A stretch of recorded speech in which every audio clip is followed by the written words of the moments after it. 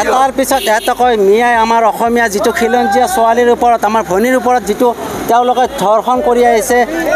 নানা ধৰণৰ তেওঁলোকক অত্যাচাৰ কৰিছে তাৰ প্ৰতিবাদ আমি হিন্দু জাগৰণ অসম উত্তৰ কৰ্ণাটক জিলাত আমি প্ৰতিবাদ কৰিছোঁ আমি তেতিয়ালৈকে প্ৰতিবাদ কৰি যাম যেতিয়ালৈকে আজি এজন মৰিছে যেতিয়ালৈকে তিনিজনকে হত্যা নকৰে পুলিচে তেওঁলোকক এনকাউণ্টাৰ নকৰে তেতিয়ালৈকে আমাৰ এই আন্দোলন অব্যাহত থাকিব অনাগত দিনত আৰু মিয়াক আমি আজি লাইভ যোগে তেওঁলোকক আমি ভাবি কৰি দিছোঁ তেওঁলোকে যদি ঠিক লাইনত নাহে আমি তেওঁলোকক সঠিক লাইনত আনিম আৰু মই অসমৰ সমূহ আমাৰ হিন্দু ভাই ভনীসকলক মই টানি অনুৰোধ জনাইছোঁ আমাৰ যিবিলাক হিন্দু গাঁও আছে সেই গাঁওবিলাকত আমাৰ মিয়া বেপাৰীক বৰ্জন কৰক তেওঁলোকে এইবিলাক কাম কৰিবলৈ এইকাৰণে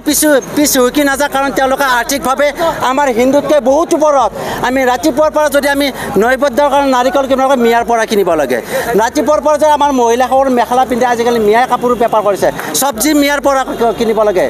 গতিকে আমি আপোনালোকক আমি সমূহ হিন্দু ভাই ভনীক আমি অনুৰোধ জনাইছোঁ মিয়াৰ সামগ্ৰী বৰ্জন কৰক এতিয়াৰ পৰা আমি প্ৰতিখন গাঁৱতে অপাৰেশ্যন কৰিম মিয়াই কেনেকৈ বেপাৰ কৰে আমিও চাই ল'ম জয় শ্ৰীৰাম জয় শ্ৰীৰাম